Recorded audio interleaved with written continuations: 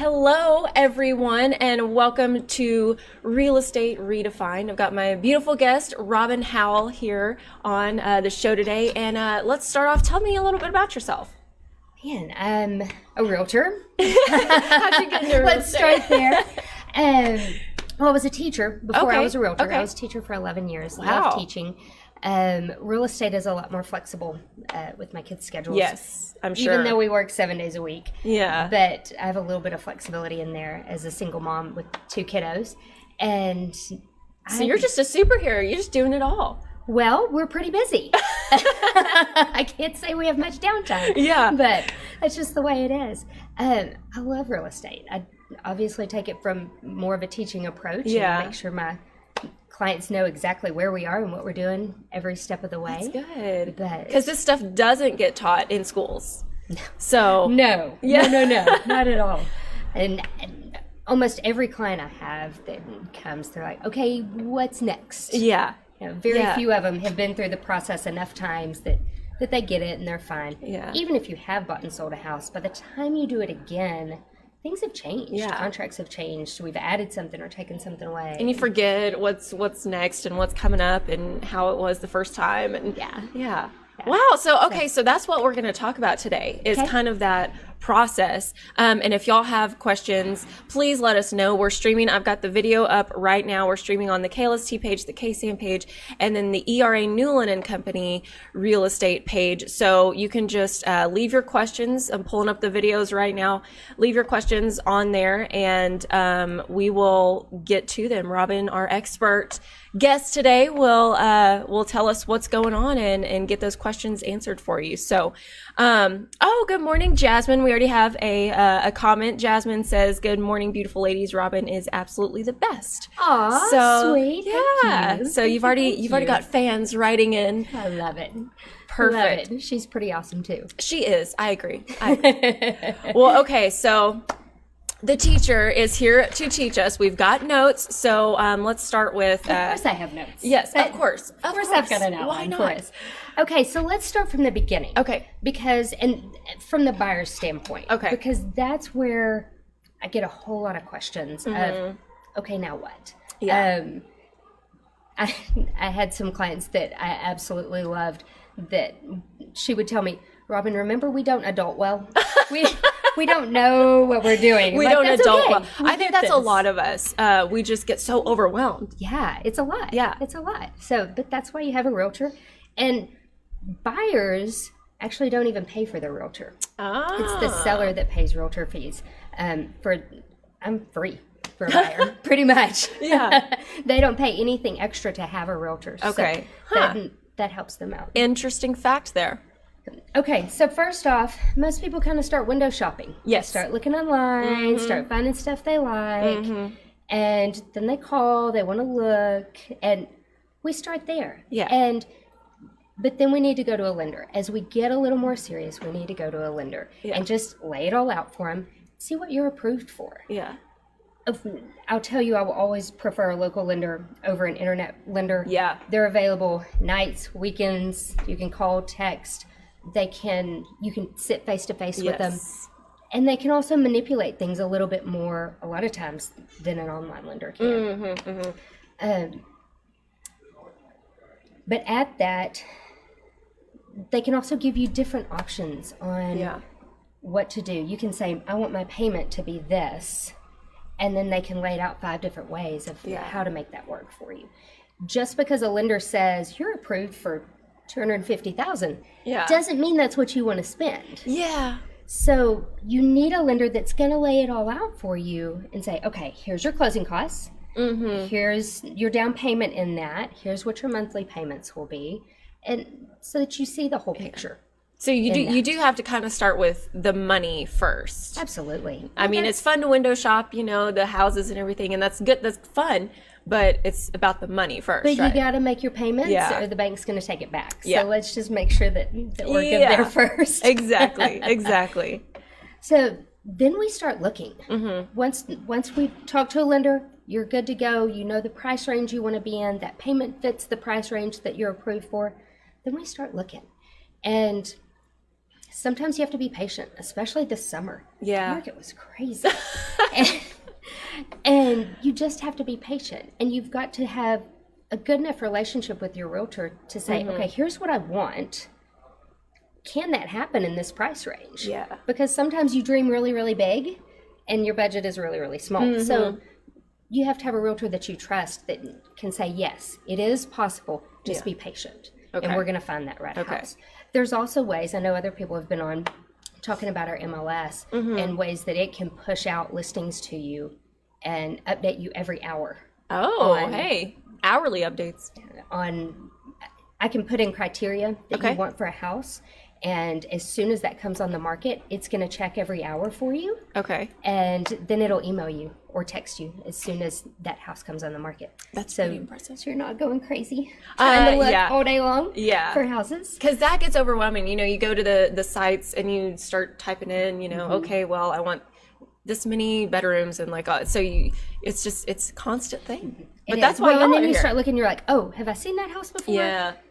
Why did I pass this one up? And you're scrolling through again. Yeah. This way you know exactly what's new. And as soon as it comes on, some of the bigger websites actually are several hours behind. They used to be several days behind, but now they're several hours behind. So if you've already gotten hooked up with a realtor and you're on that hourly update, then you're going to see a house before somebody does on Zillow or Realtor.com or something like that. Yeah. And that's going back to what you were saying, you know, it's a competitive market. You know, houses, so many realtors have been saying that houses are just getting swooped up right and left really quickly. So you have to pay attention and monitor those sites. Well, and the good thing about going through our office is we have so many agents in our office. A lot of times we talk weekly at least about our new listings and ones that are coming up. So we're able to kind of trade houses before it even goes on the market sometimes, which is amazing. I don't even know how many we've sold this year within our office before they hit the market. Wow. And we're able to get a great deal for the seller and the buyer and make it all work. Wow. Yeah. So that's kind of an extra perk, I guess, for the buyers to have one of y'all as a realtor, because you may be getting the secret, the secret info before it hits the market. Exactly. Well, and okay, so once we find a house, then we look at writing a contract. Okay. Writing the contract, sitting down, writing it, signing your name. That's not the final step. You're not signing your life away that day. So we still have time. So relax. You can relax. But we look at sales price. We make sure that you're not just offering full price just to offer full price. I run CMAs and make sure that the house is worth what you're offering. We look at what do you want for a closing date. We look at, do you need extra money for closing costs? Okay. How much do you have in the bank? Okay. Do you need that for something else? Can we ask for $2,000 or $3,000 towards your closing costs from the seller and work that between the price and closing costs and make that work for you and make it a little bit better. I always add in a home warranty. Okay. And that's a 1-year home warranty that the seller pays for the buyer. And it's about a $70 fee for somebody to come out and fix something. It covers your air conditioner, it covers some of your plumbing, your appliances. But if something breaks in that first year, when you've put all of your money into buying the house, that $70 is kind of nice to just be able to spend that and they'll come out and fix whatever. It's worth it, especially if the seller pays for it. Yes, yeah. And there's loopholes in that the same way there is in a normal insurance policy.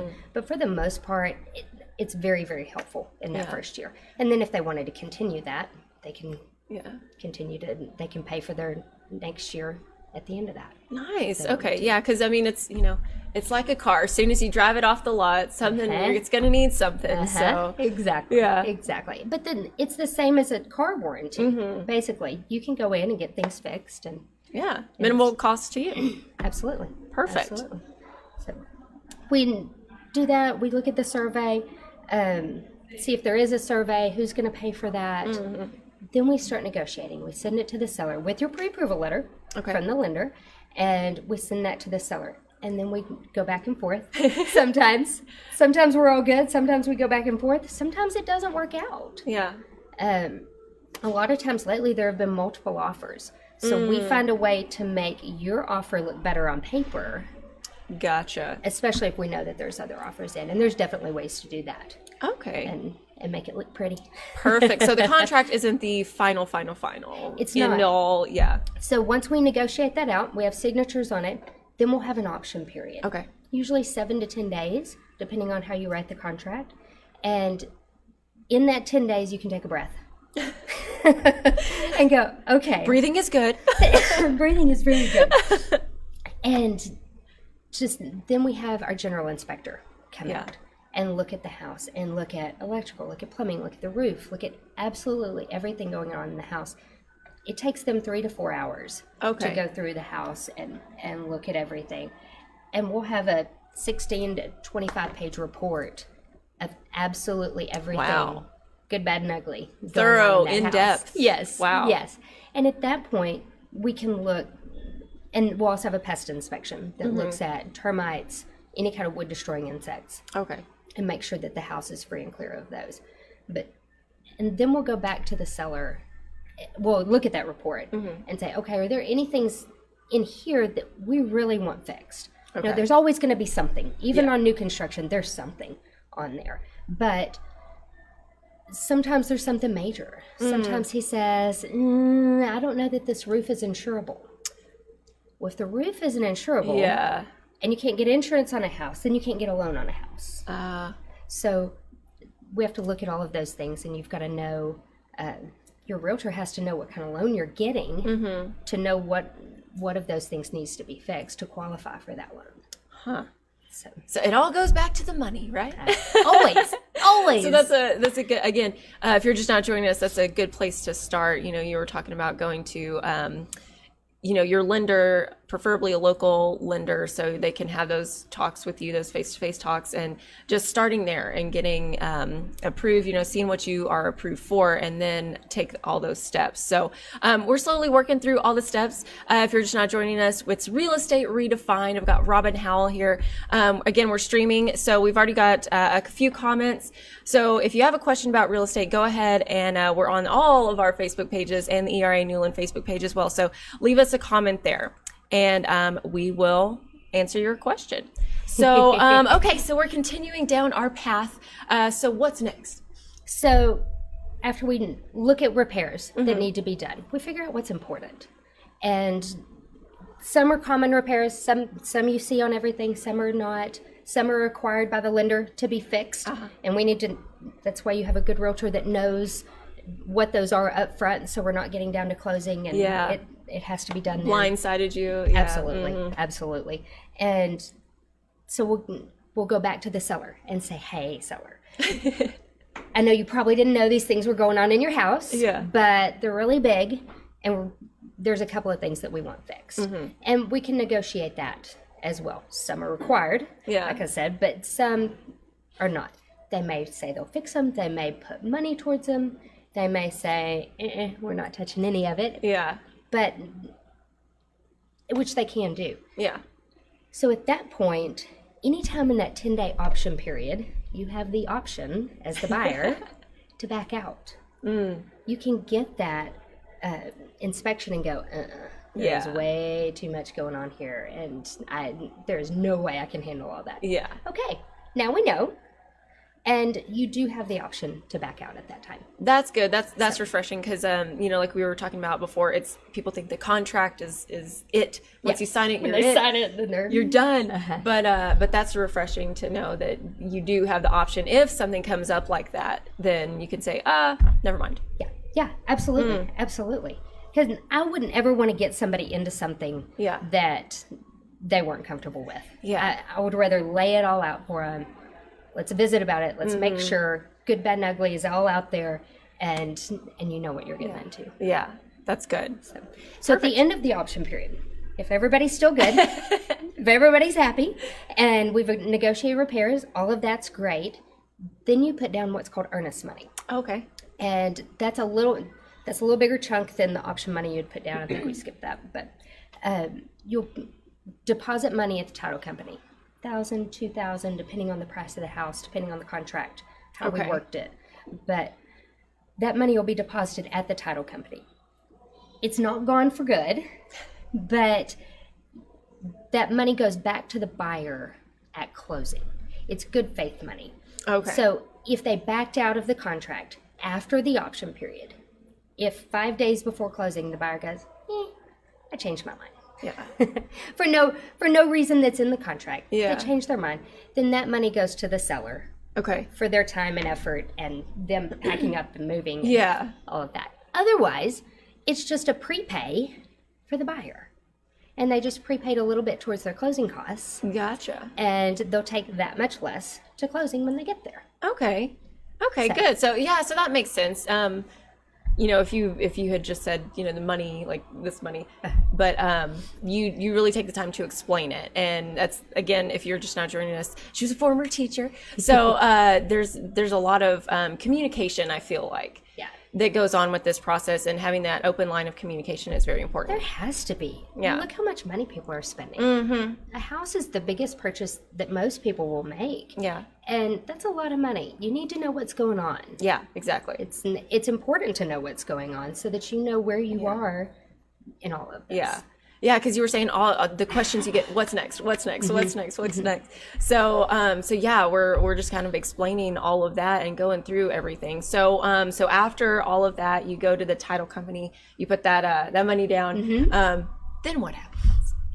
Then we kind of push things off. The realtors kind of push things off to the lenders and the title company. Okay. The lender, we can call the lender up and say, "Hey, we are good to go. we're That's a through good option phone call to period." make, I'm It sure. is. It's great. Yeah. Everybody's cheering. It's all Yes. good. Tell them we're good to go, and they can start their process. Send the contract to underwriting. Get double and triple check everything from there. They call the appraiser, and the appraiser will go out, and then the title company starts working on the title commitment. So the appraiser, any lender is going to hire an appraiser. If you're paying cash, you don't have to, but any lender is going to hire an appraiser, and they go out and look and make sure that the value of the house and what you're paying for the house is similar. Okay. So the value of the house can be more than what you're paying, but it can't be less. Okay. So if a house is worth $100,000, but you're offering $120,000, that's not going to work out because the lender is essentially loaning you $20,000 more than than the value of the house. And if for some reason you didn't make your payments, then they're out of luck. Yeah. So it needs to be, typically, we're pretty close. Yeah.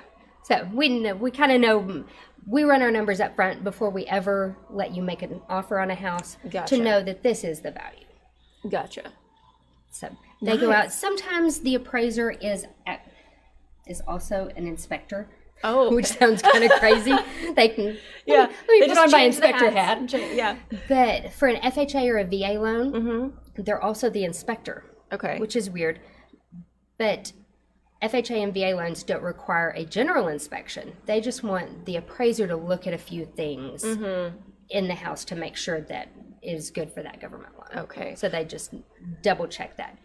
If you've got a great realtor, they already knew that those things were going to come up Yeah. on the general inspection. So we went ahead and asked for those to be fixed before the appraiser even went out. Okay. So it sounds like a lot of steps. A whole lot. So many steps, but so it's easy to get overwhelmed. I'm sure you deal with a lot of clients who are overwhelmed and always ask, you know, what's going on. But all these steps, it seems like are just a way to make sure that everything is covered and you know what you're getting into before you actually get into it. Absolutely. So they're necessary. Absolutely. Yeah. Yeah. Yeah. Perfect. So is that it? Is that the final step, or is that? Kind of, well, the title company kind of not. Yeah. The title company is also going and doing their title commitment and issuing a title policy on the house. So they go to the property, not out to the property, but they go online, make sure there's no liens against the property, nobody owes them money, that it's all good. Nobody's going to come knocking on your door in a few weeks and say, hey, guess what? You owe me $20,000. You're like, no, I'm the new owner. Yeah. Like, well, I did work on this house, so you owe it. Yeah. No, that's not the way it works. They make sure there's no liens against the property, that when that title transfers over to you, that you own it free and clear, other than the loan that you're putting on it. Gotcha. So, and they also have an insurance policy that comes with that, just in case they miss something, but Yeah. they do their jobs pretty well. So Perfect. So it's all about just playing it safe. Playing it safe the whole time. That's great. This is great information. We've got some more comments. I'm going to read through them real quick. Okay, so Jasmine is asking, is there a way to find out these things about your house before you put it on the market, to prep and put your house on the market so it's not out of left field in the process of selling? Absolutely. Okay. Most of it will be online. There's a website online that you can go to. Okay. But you can go ahead and do the seller pays for the title commitment. Okay. So the seller going ahead and saying, hey, I want to start this process early. I'm going to list my house, but I want to go ahead and find this out as well. We can start the title process ahead of time. Yeah. And just put in our notes, hey, title process has been started at this title company. That's where we want to close, because we want to make sure that they get paid. Yeah. And yeah, absolutely. We can do that ahead of time. Perfect. Okay, great. And Good to know. then that you wouldn't even have to pay for it up front. Yeah. They'll just hold that, and then we pay for it at closing the same way you would for any other house. Such good information. Sadly, we are out of time. Man, Can you believe it? that went quick. It went so fast. Man, and we only got to a few questions. Okay, so if y'all have more questions for Robin, tell them, everybody, how you can be reached. It's easiest to call or text me. And my number is 325-450-3660, or Facebook, or anything else. Yeah.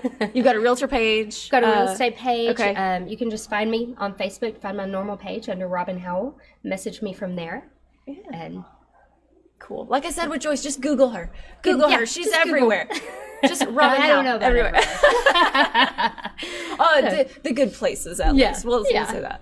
Well, perfect. Thank you so much again for coming on. And like we said, if y'all have questions, just go ahead and reach out to her, and she'll answer them. Former teacher, so you know you're going to get the best explanation possible. My mom's a teacher, so I'm a little partial to it. Yeah, I get it. She's going to have notes. She's going to come prepared. You know. Yeah.